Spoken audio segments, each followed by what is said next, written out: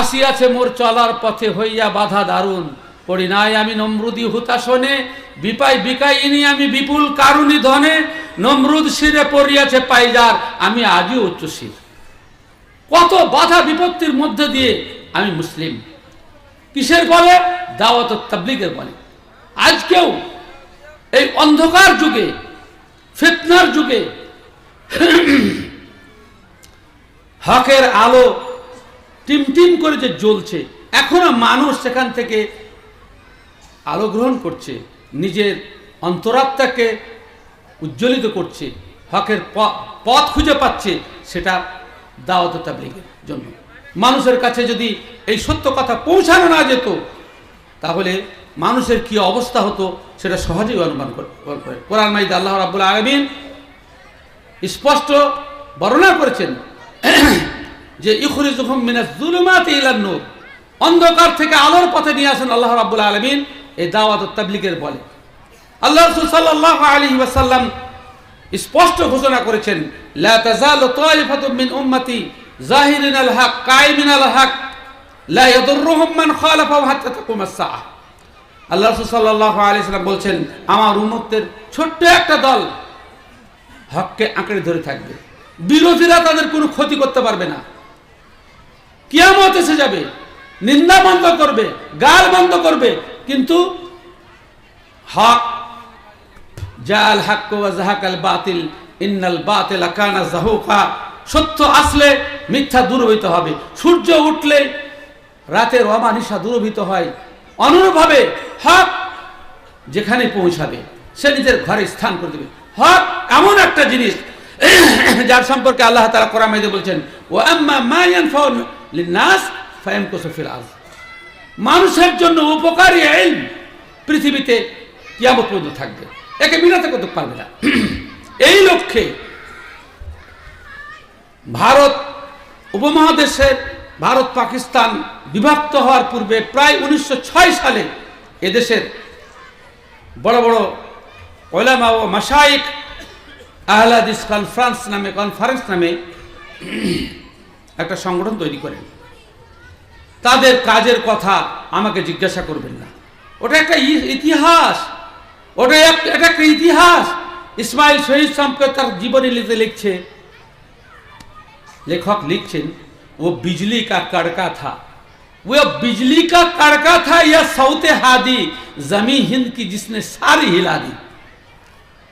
হকের ধ্বনিতে বাতিল পশ্চাৎপদ হয়েছে এবং আলহামদুলিল্লাহ ধীরে ধীরে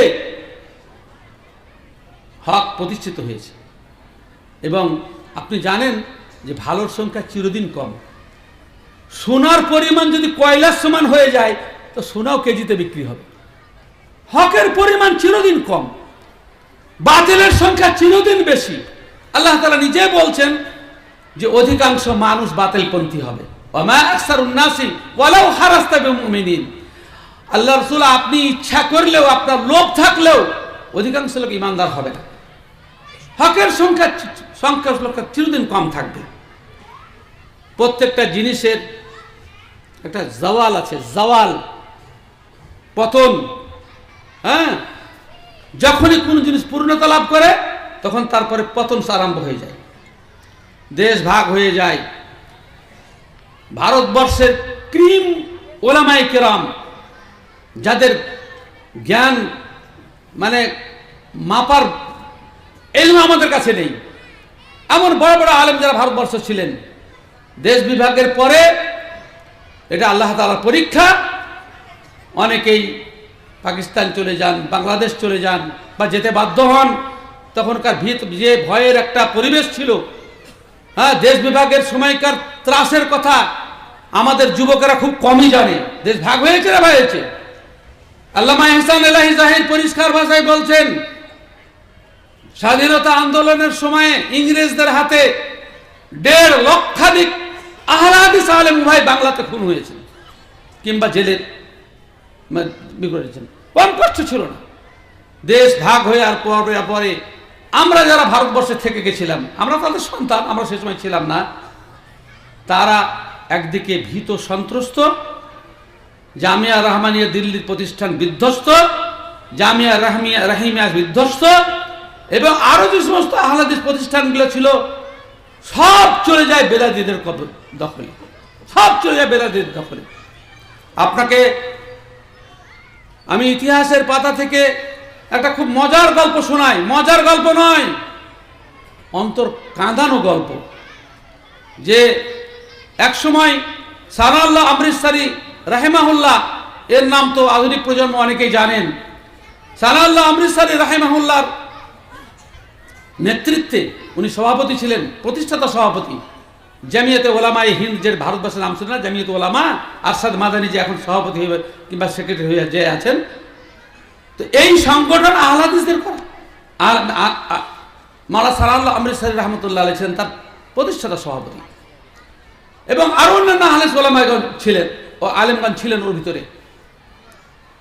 আর সম্মিলিত অবস্থায় নাদওয়াতুল উলামা লখনৌয়ে প্রতিষ্ঠিত হয়। তখনও সানাউল্লাহ আমৃতসরি সাহেব নাদওয়াতুল উলামার সভাপতি। আমরা ভারতবর্ষে ইখতিলাফ করব না, মতপার্থক্য করব না, আমরা মুসলমানরা নিজের অস্তিত্ব লড়াইয়ের জন্য ঐক্যবদ্ধভাবে জীবনযাপন করব, এই এজেন্ডাকে সামনে রেখে আহলে হাদিস, বেরেলি, দেওবন্দি সব আলেমরা একত্রিত হয়েছিলেন। আহলে ইসলাম সবসময় উদার। নওয়াব সিদ্দিক হাসান খান ভূপালী, যিনি অনেক হাদিস গ্রন্থের অনুবাদ করেছেন এবং অনেক বই লিখেছেন, ওনার আত্মজীবনী 3 খণ্ডে আছে। ওনার আত্মজীবনীর নাম হচ্ছে মাআসির সিদ্দিকী, অর্থাৎ নওয়াব সিদ্দিক হাসান খান জীবনের ইতিহাস ঐতিহ্য, সেই বইয়ে লেখা আছে। নওয়াব সিদ্দিক হাসান খান ভূপালীর নিজস্ব লাইব্রেরিতে অসংখ্য বই ছিল। আমাদের দেশে অত বড় লাইব্রেরি নাই। যখন এক জায়গায় হয়ে গেলাম আমরা সকলেই, যে একসাথে আমরা বিদ্বেষ বিদ্রোহ করব না, তখন নাদওয়াতুল উলামা লখনৌতে আহলে হাদিসদের সমস্ত বই ট্রান্সফার করা হলো, লখনৌয়ে চলে গেল। কিছুদিন পরে দেখা গেল কোনো বাতিলপন্থী হককে বরদাস্ত করতে পারে না, কুকুরের পেটে ঘি হজম হয় না। কোরআন এবং সহিহ সুন্নাহর কথা যখন বলা হতে লাগলো, তখনই বলা হলো যে সন্ত্রাসী, তখনই বলা হলো যে এ হচ্ছে চরমপন্থী অথবা বেয়াদব, মাযহাব মানে না, ইত্যাদি ইত্যাদি বিভিন্ন প্রকার সংঘাতের কারণে আমাদের লাইব্রেরি চলে গেল। ওখান থেকে আহলে ইসলাম বেরিয়ে চলে আসলেন। সে নাম নাদওয়াতুল উলামা এখনো আছে। গোটা ভারতবর্ষের হানাফিদের মাদ্রাসার মধ্যে একমাত্র নাদওয়াতুল উলামা যেখানে আহলে ছাত্রদেরকে বেশি কিছু বলা হয় না, বলা হয় বেশি কিছু বলা হয় না। আর দেওবন্দ সেটা তো আলাদা কথা। আমাদের দেশের ওলামায়ে কেরামদের একটু দুর্বলতা আছে, যে সমস্ত ইতিহাসগুলো পড়ে দেখতে চান না। আজকে তথাকথিত কিছু মুসলিম সংগঠন গজিয়ে উঠেছে ব্যাঙের ছাতার মতো, বড় জাতির দরদ বলে মায়ের থেকে মাসির দরদ বেশি। তো ওলামায়ে কেরাম থেকে কিছু উচ্ছৃঙ্খল যুবক, যাদের নাই কোরআন এবং সহিহ সুন্নাহর জ্ঞান, যাদের ভিতরে আরবি পড়ার কোনো ক্ষমতা নেই, হাদিস স্টাডি করার কোনো পুঁজি নেই, আলেমদেরকে এরা ভালোবাসে না। এরা জাতির জন্য বড় দরদি। এক হতে হবে। আরে বাবা, এক হয়েছি। আমাদের পুরাতন যুগের অভিজ্ঞতা, তিক্ত অভিজ্ঞতা অনেক ভয়ঙ্কর, ভয়ানক। আল্লাহ রাসূল সাল্লাল্লাহু আলাইহি সাল্লাম বলছেন, লা ইউলদাগুল মুমিনু ফি জুহরিন মাররাতাইন, একজন মুমিন একই গর্তে 2 বার দংশিত হতে পারে না। আমি যেখানে গিয়ে ক্ষতিগ্রস্ত হয়েছি সেখানে যাই কি করে? পশ্চিম বাংলার বুকে একাধিক মসজিদ, এই সামান্য উমরপুরেও, আপনাকে দূরে যেতে হবে না, উমরপুরেও আহলে হাদিসের দ্বারা নির্মিত মসজিদ বেরেলিরা দখল করে নিয়েছে। এইটা ইতিহাস না। আমরা সবসময় উদার, যে আমরা কারোর সাথে শত্রুতা করব না। আমরা পজিটিভভাবে, ইতিবাচকভাবে মানুষের কাছে আদর্শের কথা প্রচার করব, কাউকে আমরা নিন্দামন্দ তিরস্কার করব না। এই সুযোগে বহু মসজিদ হাতছাড়া হয়েছে। বেলডাঙ্গা প্রপার ন্যাশনাল হাইওয়ের উপরে মসজিদ আহলে হাদিস জায়গা দিয়ে আহলে হাদিসের তৈরি হওয়া, বিবাদ শুরু হওয়ার পরে 3বার হাইকোর্ট থেকে আহলে হাদিসের পক্ষে রায় হওয়ার পরে সেটাকে দখলমুক্ত করা যায়নি। আমরা চিরকাল উদার, হারিয়েছি অনেক, কিন্তু হাল ছাড়িনি।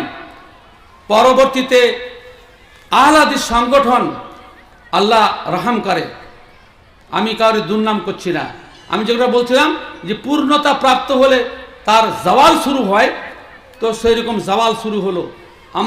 আমরা ওলামায়ে কেরাম বেশিরভাগ আরাম প্রিয় হয়ে গেলাম, গ্রামাঞ্চলে যেতে আমরা চাইলাম না।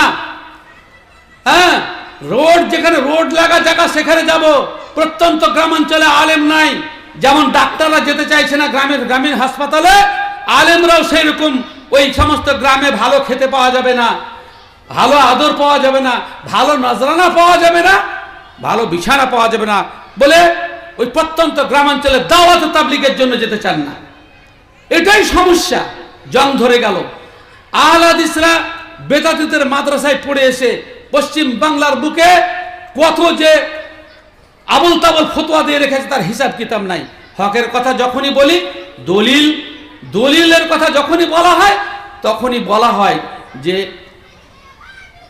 তোমরা কি অমুক মাওলানা থেকে বড় হলে। আজব কথা। আরে বাবা, তোমাকে হাদিস থেকে স্পষ্ট দলিল দেখাচ্ছি, আমি বড় তার জন্য আমার কথা মানতে হবে, কথা তো বলা হয় না। আমি বলছি যে ভাই হাদিসে আছে, এটা আপনি দেখেন, এটা জিনিস সঠিক হয় তাহলে মেনে চলে। জমিয়তে আহলে হাদিসের লক্ষ্য ছিল কোরআন এবং সহিহ সুন্নাহর বাস্তবায়ন। রাসূল করিম সাল্লাল্লাহু আলাইহি ওয়াসাল্লামের উপরে যে সমস্ত মিথ্যা আরোপ করা হয়েছে, আল্লাহ রাসূল সাল্লাল্লাহু আলাইহি ওয়াসাল্লাম ভবিষ্যৎবাণী করেছেন। তিনি বলেছেন যে মান হাদাসা আন্নী ওয়া হুয়া ইয়ারা আন্নাহু কাযিবুন ফাহুয়া আহাদুল কাযিবাইন কিংবা কাযিবিন, দুটোই পড়া হয়েছে। আল্লাহ রাসূল সাল্লাল্লাহু আলাইহি ওয়াসাল্লাম বলছেন, আমার নাম নিয়ে যে ব্যক্তি মিথ্যা কথা প্রচার করবে, সে জানছে যেটা আমার থেকে বর্ণিত নয়, তাহলে সে একজন মিথ্যুক। সমাজে যে সমস্ত ফিতনা ছড়িয়ে রেখেছে, আমাদের দেশে তাবলীগী জামাতে আহলে হাদিসের প্রচুর সদস্য ঢুকে আছে, এই এলাকার প্রচুর মানুষ আছে। এদের কান ধরে যদি বলা হয় যে এখানে বাতিল প্রচার কেন করছেন, ওরা মানতে রাজি নাই। আমি নাম করছি না জায়গার, এক ভদ্রলোক আমাদের সংগঠনকে, স্কুলকে মোটা টাকা সাহায্য করতেন। তাবলীগ জামাতে থাপড়ে পড়লেন, আমাকে প্রশ্ন করে বলছে কি করেছেন সমাজে, টাকা নিতে আসছে। অবাক কাণ্ড। ও জানে না যে আমাদের আকীদা কত মজবুত। তোমার টাকা না হলে দেশ চলবে না, দিনের কাজ হবে না। আমি ফারদার আর কোনোদিন যাইনি, কেননা আন্তরিকতার সাথে আর্থিক সাহায্য সহায়তা না করলে তাতে কোনো কাজ হবে না। জং ধরে গেছিল সংগঠন আহলে হাদিস, জমিয়ত আহলে হাদিস পশ্চিম বাংলা তথা যেখানেই হকপন্থীরা আছেন, তারা সবসময় জং ছাড়ানোর কাজ করছেন। এদেরকে শত্রু ভাববেন না। সুন্নাহ থেকে সহিহ আকীদার উপরে যে সমস্ত ভেজাল আচ্ছাদিত হয়েছে, জং ধরেছে, সেগুলোকে দূর করার জন্য আহলে হাদিস সংগঠন। আহলে হাদিস সংগঠন জঙ্গি সংগঠন নয়, ক্ষমতা লোভের জন্য আসেনি। মুসলমানদেরকে মেম্বার তৈরি করা, মন্ত্রী তৈরি করা, এমএলএ এমপি তৈরি করার জন্য সংগঠন নয়। আল্লাহ সাল্লাল্লাহু আলাইহি ওয়াসাল্লাম এই উদ্দেশ্যে তিনি আসেননি, সেই হাদিসে তার স্পষ্ট বর্ণনা এসেছে। আমরা মানুষকে অন্ধকার থেকে আলোর পথে নিয়ে আসি, মানুষকে মানুষের দাসত্ব থেকে মুক্ত করে আল্লাহর দাস বানাতে চাই। অন্য কোনো উদ্দেশ্য নাই এই সংগঠনের, টাকা পয়সা ইত্যাদি কিছু নাই। আব্দুল্লাহ সালাফি জলসা করে টাকা ইনকাম করবো মনে করলে এখন কমপক্ষে মাঠে 20 বিঘা জমি হতো, যখন থেকে আমি জলসা করছি। আর মানুষের কাছে যতক্ষণ থেকে আমার জনপ্রিয়তা আছে, জলসা করলে 2-20 বিঘা জমি করা কোনো মামুলি ব্যাপার ছিল। তখন তো 1.5 লাখ টাকা, 1 লাখ টাকা, 70,000 টাকা, 80,000 টাকা জমি ছিল না। বড়লোক হবার জন্য নয় এ সংগঠন, বিলাসিতার জন্য নয়। এ সংগঠন মানুষের কাছে হকের বার্তা পৌঁছে দেওয়ার জন্য, আল্লাহ এবং তার রাসূল দ্বারা অর্পিত দায়িত্ব পালন করার জন্য সংগঠন। আপনি যদি ভাবেন অন্য কোনো উদ্দেশ্য আছে, কিয়ামতের দিন আপনার অন্তরের ভাবনা সম্পর্কে অবশ্যই আল্লাহ তাআলার কাছে জবাবদিহি হতে হবে। আপনাকে ডাকা হচ্ছে জান্নাতের দিকে, আর আপনি যেতে পছন্দ করছেন জাহান্নামের দিকে। এটা আপনার স্বাধীনতা আছে। ফামান শাআ ফালইউমিন ওয়া মান শাআ ফালইয়াকফুর, অসুবিধা নেই। জমিয়তে আহলে হাদিস সমাজের মধ্যে ছড়িয়ে ছিটিয়ে পড়া যে সমস্ত বিদআত এবং কুসংস্কার আছে, সেগুলো যতদিন পর্যন্ত নিষ্কাশিত না হচ্ছে, মূলোৎপাটন না হচ্ছে, একজন সদস্য যদি বেঁচে থাকে আহলে হাদিসের, খাঁটি আহলে হাদিসের একজন সদস্য, কিয়ামত পর্যন্ত সংগ্রাম চলতে থাকবে ইনশাআল্লাহ। আল্লাহ রাসূল তার ভবিষ্যৎবাণী করেছেন। একজন সদস্য, একে রোধ করার কেউ নেই। কেননা ব্যক্তিগত কথা এখানে বলা হয় না, ব্যক্তির কথা এখানে বলা হয় না, কোনো মাওলানার কথা বলা হয় না, কোনো আলেমের কথা বলা হয় না। ডাইরেক্ট বলা হয় আল্লাহ কি বলেছেন, আল্লাহ রসুল কি বলেছেন, সাহাবায়ে কেরাম আল্লাহ রসুল সাল্লাল্লাহু আলাইহি ওয়াসাল্লামের কথার প্রতি কিভাবে আমল করেছেন। এই তিনটাই পুঁজি আহলে হাদিস সংগঠনের। আল্লাহ কি বলেছেন, আল্লাহ রসুল কি বুঝাচ্ছেন আল্লাহর কথা থেকে, সাহাবায়ে কেরাম আল্লাহ রসুলের কাছ থেকে সেই বুঝাটা কিভাবে গ্রহণ করেছেন, তারা কিভাবে আমল করেছেন। এটাই হচ্ছে জমিউল তাহসিনের মূল লক্ষ্য, এটাই আপনাদের কাছে পৌঁছানো। এই তিনটি সোর্সের মধ্যে আপনার কোনো আমল যদি মিলে না যায়, জানতে হবে আপনি পথভ্রষ্ট, আপনি ভুল পথে আছেন। আপনাকে নিজের আমল যাচাই করতে হবে কোরআন দ্বারা, নিজের আমল যাচাই করতে হবে সহিহ হাদিস দ্বারা, নিজের আমল যাচাই করতে হবে সাহাবায়ে কেরাম কোরআন এবং সহিহ সুন্নাহ কিভাবে বুঝেছেন তার দ্বারা। এর বাইরে কোনো পথ নেই। আমাদের মূল লক্ষ্য মানুষের কাছে আল্লাহ এবং তার রাসূল এবং সাহাবায়ে কেরামের সঠিক ভাবনাটা আপনাদের কাছে পৌঁছে দেওয়া। আম্বিয়া কেরাম আলাইহিমুস সালাতু ওয়াত তাসলিম একটাই কথা বলেছেন, লা আসআলুকুম আলাইহি মিন আজরিন ইন আজরিয়া ইল্লা আলাল্লাহ। তোমাদের কাছে মজুরির প্রত্যাশী নয়, আমাদের মজুরি একমাত্র আল্লাহ তাআলা দিবেন। এত এত গাল মন্দ নিন্দা সমস্ত কিছু উপেক্ষা করে শুধুমাত্র আল্লাহর সন্তুষ্টির জন্য জমিয়তের কর্মীবৃন্দ আলহামদুলিল্লাহ মাঠে জিন্দা রয়েছেন। আপনি বলেন আজকে থেকে 20 বছর আগে ফারাক্কা শামসেরগঞ্জের অবস্থা কি ছিল? আমি বলেছিলাম সেদিন কোথায়, যে জলসা করতে এসে না খেয়ে বাড়ি গেছি। বলে ভাই বিড়ি মুক্ত একটাও বাড়ি নাই, না খেয়ে বাড়ি গেছি, পয়সাও নিইনি। বলে তোমার বিড়ির টাকা পয়সা নেবো না আমি, রাস্তা খরচও নেবো না আমি। আলহামদুলিল্লাহ ধীরে ধীরে ধীরে ধীরে হ্যাঁ, আল্লাহ রাসূল সাল্লাল্লাহু আলাইহি ওয়াসাল্লাম পরিষ্কার বলেছেন তাড়াহুড়া করা যাবে না মানুষকে। আল্লাহ কোরআন নাযিল করেছেন 23 বছরে, আস্তে আস্তে আস্তে আস্তে মানুষের কাছে যেতে হবে। বাতিল আস্তে আস্তে বেজে কত রকম কুসংস্কার আমাদের সমাজ এবং সোসাইটিতে চালু ছিল, এখনো আছে। আজকেই আমাদের সাগরদ্বীপ ব্লক কমিটির মিটিং ছিল, আমি দার্সে কোরআন দিয়েছি সালাতুল খৌফের, কারণ ওই আয়াতে ইন্না সালাতা কানাত আল মুমিনিনা কিতাবাম মাওকুতা আয়াত ওই সব অকট আছে, ওটাকে কেন্দ্র করে আমি বক্তব্য দিয়েছি। সালাতে নামাজের সময়কে নিয়ে যে কত রকম খারাপি চলছে তার কোনো হিসাব কিতাব নাই। আরো মেলা কিছু সমাজে বিবাহ শাদী আচার অনুষ্ঠান লেবাস পোশাক সমস্ত বিষয়ে মানুষকে কিতাবুল্লাহ এবং সুন্নাতে রাসূলুল্লাহর দিকে আহ্বান জানানোই হচ্ছে জমিয়তের মূল লক্ষ্য। অন্য কোনো লক্ষ্য নাই। আলহামদুলিল্লাহ আপনারা অবাক যাবেন যে আহলে হাদিস আন্দোলন যদি ভারতবর্ষের বুকে না থাকতো, আমি আজকের কথা বলছি না, তো বিধবাদের বিবাহ হতো না, মুসলিমেরা বিধবাদের বিবাহ দিত না। আপনি জানেন মুসলমানরাও বিটির স্বামী মারা গেলে সেই বিটির আর বিবাহ দিত না, কেননা অমুসলিমদের মধ্যে বিধবা বিবাহ নিষিদ্ধ ছিল, এখনো নিষিদ্ধের মতোই, বিবাহ হয় না তাদের, বললেই চলে, বললে অত্যুক্তি হবে না। হ্যাঁ, অত্যন্ত মডার্ন মেয়ে ছেলেরা সে কথা। ইসমাইল শহীদ রহমতুল্লাহ আলাই নিজের মায়ের বিয়ে দিয়ে বিধবা বিয়ের পক্ষে ওকালতি করেছিলেন গোটা ভারতবর্ষে। ইসমাইল শহীদ রহমতুল্লাহ নিজের বুড়ি মা কবরে যাবে এরকম বুড়ি মাকে বলেছে তুই বিয়ে করবা না, তাহলে আমি হজ করবো না। কেন কোরআন শিখালাম মাকে শেষ পর্যন্ত রাজি করলেন, ওইরকম একটা বুড়া ধরে বিয়ে দিলেন। তারপরে গোটা ভারতবর্ষে বিবাহের পক্ষে ওকালতি করে সরকার থেকে আইন করে হিন্দু ধর্মের রীতিকে সংস্কার করেই ছেড়েছেন রাজা রামমোহন রায় ঈশ্বরচন্দ্র বিদ্যাসাগরের মাধ্যমে। কেননা বিধবা বিবাহ কেন্দ্র করে অনেকগুলো মুসলিম হয়ে যাচ্ছিল। এইসব আন্দোলনের ইতিহাস আপনারা পড়েন তাহলে বুঝতে পারবেন যে বাকি যে সমস্ত আন্দোলনগুলো আছে আমাদের সামনে, যে সমস্ত আন্দোলন মুসলমানদের ওকালতি করে বেড়াচ্ছে, তারা কি করেছে মুসলমানদের আভ্যন্তরীণ ইসলামের কথা কিতাব ও সুন্নাহর দিকে আহ্বানের ব্যাপারে আপোষহীনভাবে সংগ্রাম কারা করেছে একবার পড়েন, স্টাডি করেন। দুনিয়া নিয়ে পড়ে থাকলে হবে, আখিরাতে বাঁচতে হবে না।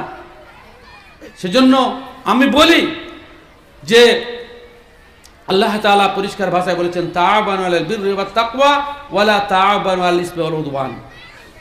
নেকির পথে, ভালোর পথে পরস্পরের সাহায্য সহযোগিতা করেন। আপনি টাকা না দেন, মৌন সমর্থন তো করবেন, আপনি সমর্থন তো করবেন যে ভালো কাজ হচ্ছে। আজকে এই ফিগারে যে ছেলেগুলো, যে সমস্ত যুবকগুলো, কত সুন্দর চেহারা, যারা মদ মাতাল নিয়ে পড়ে থাকতো, তারা আজকে দিনের পথে সৈনিক, আলহামদুলিল্লাহ। অতন্ত্র প্রহরী, এক ডাকে তারা জমা হচ্ছে। এটাকে আপনারা খারাপ চোখে দেখছেন? এটাকে আপনারা খারাপ চোখে দেখছেন যে ছেলেগুলো আপনার ভালো হোক, আপনার সাথে ভালো ব্যবহার করুক, প্রতিবেশীর সাথে ভালো আচরণ করুক, হালাল উপার্জন করুক, সরকারের কোনো বিধানকে লঙ্ঘন না করুক? এটা এই আন্দোলনের ফসল। আলহামদুলিল্লাহ। আমি আপনাদেরকে শুধু একটা ঘটনা শোনাচ্ছি যে এই আন্দোলন যদি না থাকতো তো কি হতো। জামিয়া সালেফে বেনারসের কথাই বলছি। এটা মার্কাজি দারুল উলুম বেনারস। মার্কাজি মানে কেন্দ্রীয়, কেন্দ্রীয় ইউনিভার্সিটি। দারুল উলুম মানে ইউনিভার্সিটি। উলুম হচ্ছে বহুবচন ইলমের, দারুল উলুম মানে যেখানে সব ইলম পড়া হয়, যার ইংরেজি হচ্ছে ইউনিভার্সিটি। ইউনিভার্স, ইউনিভার্স পদ্ধতি ইংরেজি বুঝেন? ইউনিভার্স মানে পৃথিবী, মানে সব রকম বিদ্যা যেখানে পড়া হয়, ইউনিভার্সাল থেকে ইউনিভার্সিটি। দারুল উলুম মানে তাই। আর আমাদের দেশের লোকের সব জামিয়া রেখে দিয়েছে। জামিয়া মানে হচ্ছে আল জামিয়াতু লিকুল্লি উলুম ওয়া ফুনুন। হ্যাঁ, যে সমস্ত উলুম ওয়া ফুনুনকে, বিদ্যাকে, সব রকম বিদ্যা পড়ানো হয়। আমাদের দেশের লোকে জামিয়া, এটা জামিয়ার প্রতি জুলুম করা হচ্ছে। সব রকম বিদ্যা পড়ানো হয় না, শুধু দিনই বিদ্যা পড়ানো হয়। তারপরে জামিয়া নাম রেখে দিচ্ছে। এটা শব্দের প্রতি জুলুম, ওই বাক্য, ওই শব্দটার প্রতি জুলুম। যাই হোক, একটা হিফখানার নাম জামিয়া রেখে দিচ্ছে। মানে জানে কি জানে না, আল্লাহ পাক জানে। জামিয়া মার্কাজি দারুল উলুম তৈরি হওয়ার পিছনে প্রেক্ষাপট জানেন? যে দেওবন্দ থেকে কতবার ছেলে বের করে দেওয়া হয় গর্দনে দিয়ে, কানতে কানতে বেরিয়ে আসে। আর তার পূর্বে আহমদিয়া, সালাফিয়া, দারভাঙ্গা, এটা জমিয়তের তৎপরতা। দারভাঙ্গা জামিয়া সালাফিয়া বেনারসের পূর্বে তার মাদ্রাসা। সুফি আব্দুল তাওয়াব মামুন কাঞ্জন পাকিস্তান তিনি চলে গেছেন, তখন অবিভক্ত ভারত ছিল। তিনি দেখলেন যে দেওবন্দের যে অবস্থা, প্রথমে তিনি ইংরেজদের বিরুদ্ধে যে সমস্ত সেনাবাহিনী যুদ্ধ করছিলেন, তারই দূত হিসাবে দেওবন্দ গেছিলেন। তখন আনোয়ার শাহ কাশ্মীরি দেওবন্দি আলেমদের মধ্যে বড় আলেম জিন্দা ছিলেন। হ্যাঁ, তিরমিজি সারা লিখেছেন, আরও বিভিন্ন সারা বই লিখেছেন আনোয়ার শাহ কাশ্মীরি। সুফি আব্দুল তাওয়াব সাহেব দেওবন্দে গেলেন এই বার্তা দিতে যে আপনাদের ইংরেজদের দ্বারা আহলে হাদিসদের বেশি কেন অত্যাচার হয়েছে, এর ইতিহাস আপনাদের জানা নেই। এ হানাফিদের কাজ, এ হানাফিদের মেহেরবানিতে আহলে হাদিসরা বেশি কষ্ট পেয়েছে। কি বলেছে?